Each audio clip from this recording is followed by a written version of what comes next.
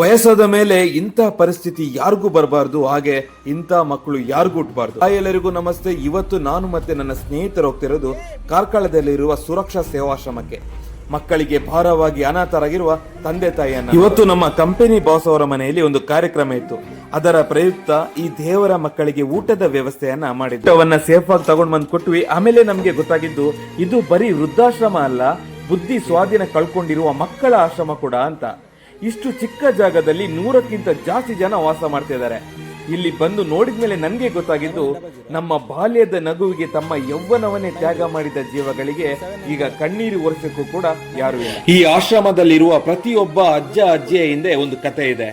ಮಕ್ಕಳನ್ನ ಬೆಳೆಸಿದ ಕತೆ, ಕನಸುಗಳನ್ನ ಕಟ್ಟಿದ ಕತೆ, ಈಗ ಏಕಾಂತವನ್ನ ಎದುರಿಸುವ ಕತೆ. ಇಲ್ಲಿ ಈ ಆಶ್ರಮದ ಅಕೌಂಟ್ ನಂಬರ್ ಹಾಕಿರ್ತೀನಿ, ಯಾರಾದ್ರೂ ಸಹಾಯ ಮಾಡೋದಿದ್ರೆ ಮಾಡಿ. ಅದರಂತೆ ಈ ಆಶ್ರಮದ ವಿಳಾಸವನ್ನು ಕೂಡ ಕೊಟ್ಟಿರ್ತೀನಿ. ಒಂದ್ಸಲ ಭೇಟಿ ಕೊಟ್ಟು ಈ ತಂದೆ ತಾಯಿ ಜೊತೆ ಮಾತಾಡಿ, ಅವ್ರಿಗೂ ಕೂಡ ಒಂದು ಧೈರ್ಯ ಬರುತ್ತೆ. ಚಿಕ್ಕವರಿದ್ದಾಗ ಕೈ ಹಿಡಿದು ನಡೆಯಲು ಹೇಳಿಕೊಟ್ಟವರಿಗೆ ಈಗ ವಯಸ್ಸಾದಾಗ ಕೈ ಹಿಡಿಯಲು ಕೂಡ ಯಾರು ಇಲ್ಲ. ಈ ಆಶ್ರಮವನ್ನ ನಡೆಸ್ತಿರುವ ಮೇಡಮ್ಗೆ ಒಂದು ದೊಡ್ಡ ಸಲಾಂ. ಯಾಕಂದ್ರೆ ಎಲ್ರು ಕೈ ಬಿಟ್ಟಾಗ ನಾನಿದ್ದೀನಿ ಅಂತ ಈ ಜೀವಗಳಿಗೆ ಕೈ ಹಿಡಿದಿದ್ದಾರೆ.